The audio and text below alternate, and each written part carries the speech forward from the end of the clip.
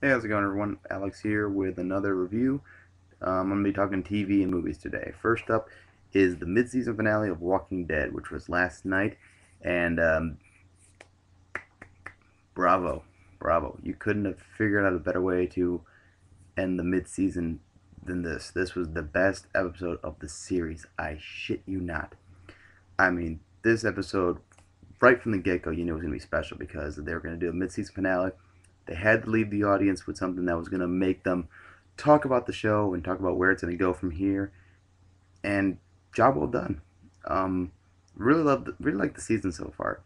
I was a little complaining about the fact that Sophia was gone for so long, but spoiler alert, I'm going to completely spoil the ending of the episode and probably one of the best moments of television in history in a while.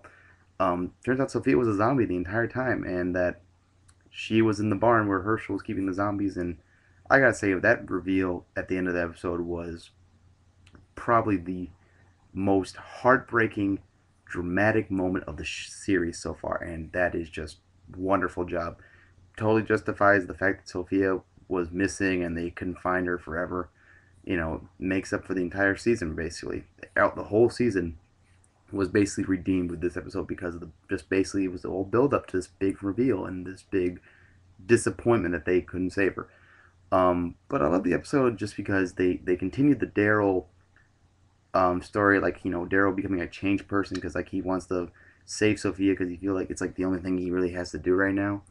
And kind of teasing a relationship between him and Carol. I don't know how I feel about that, but I love the fact that Daryl's kind of like now the kind of the hero really.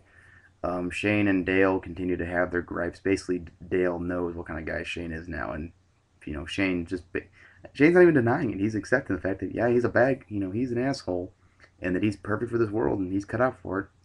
And that's really interesting. I'm betting that dollars to donuts though that Shane isn't going to last through season three or to season three. He's going to be killed off eventually, either midway through the next part of the season two, or at the finale. Either way, I don't expect him to be back for season three. I'd be surprised if he did. Um, all in all, though, this is honestly this is probably the best episode of the series, just because of the level of build up they had, and that final scene where they just massacred the barn full of zombies was awesome. Really, really good. Really humanized the zombies, like make them because this was Herschel's family and friends, and I really think they did a good job of making you feel sorry for the fact that they're having to kill all these zombies, and then Sophia walking out was just the icing on the perfect storm. This was it was perfect. It was beautiful, and really kudos to the writers, kudos to the cast for just delivering huge. And I cannot wait for February. I've already marked on my calendar. Looking forward to when Walking Dead's back. Next is Dexter, which they've this season's been going very well. Still disappointed that Brother Sam's gone. I thought that was a great character, and really a shame that we lost him so soon and didn't really get a chance for the character to have more interaction with Dexter. Maybe change Dexter because but I think that the character had such an interaction with Dexter the short time he was there that um, I think it will have a lasting effect on Dexter throughout the series, and maybe we'll change Dexter for the better. But this whole episode was about Travis teaming up with Dexter to try to find Geller, the professor. And this season has been great because every character has been really given a chance to shine.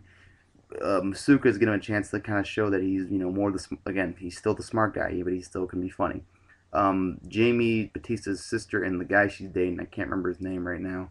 That's pretty interesting storyline. Which turns out that guy's the guy that had the ice truck killer hand that he bought off the eBay store or whatever. So I wonder what they're gonna do with that. I'm kind of confused as to why you would buy it, and I guess he's a collector or whatever. I don't know. Weird.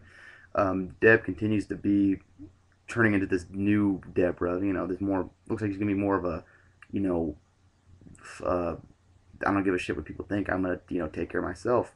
Kind of interesting. And Dexter once again just proving he's a badass. This was a great episode for him. But the big reveal in this episode was that Travis had been imagining Geller. Geller was his dark passenger, and I predicted it. I just thought like oh hey no one's ever really interacted with a Geller except for Travis. So why is no one else been able to see him. He's been walking around. He was in a marketplace in one episode, and no one saw, hey, that's Geller, you know. So I kind of predicted it's coming, and like this episode just was like really kind of thrown in your face, like oh, he sees him right when Dexter closes his eyes or whatever, walking by or whatever, and he hides behind trees. So this episode, you kind of saw it come, but at the same time, it's still a great reveal, and it's very interesting to the character of Travis. It kind of makes him look in a new, you have to look him in a new light now, to the fact that he was willing to kill his own sister, for this holy quest he's on. So it's really interesting, and I love the parallels between Dexter and Travis. You really have to look, but you can see a definite parallel between the two of them. And I really, really like this season a lot, and it's becoming one of my favorites seasons since probably season 4. But all in all, this episode was great. Still, Dexter continues to be one of the best shows on television, along with Walking Dead and Breaking Bad, for one of my top 3 shows that everyone should watch. And lastly, I'm going to do a little movie review real quick. I saw the Muppets this weekend, opening day actually, with my girlfriend, and I gotta say, Muppets just as funny as ever. Can honestly say that I went to this movie excited because oh, this like childhood back again. I didn't watch the Muppet Show when I was a kid because well, the Muppet Show was before my time actually. But I've always grew up loving the Muppets. I love the Swedish Chef. Swedish Chef's my favorite character, and I was happy he was in the movie and wish he had more time in the movie, but he was still funny. But this movie was hysterical. Anyone that's ever seen a Muppets movie, watched the Muppet Show, watched a skit on YouTube, go see it. Go see it. It's worth your money. Yes, there's a musical, but all the songs are catchy.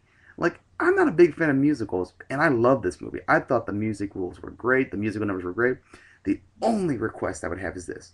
One, the end of the movie should have had the Bohemian Rhapsody song from YouTube where the Muppets did the singing because that was hysterical. I was really disappointed that that wasn't in the movie, just because I thought like that'd be just so funny at the end credits to have that played. But I think they pulled off the end credits pretty funny. They had a very funny song at the end.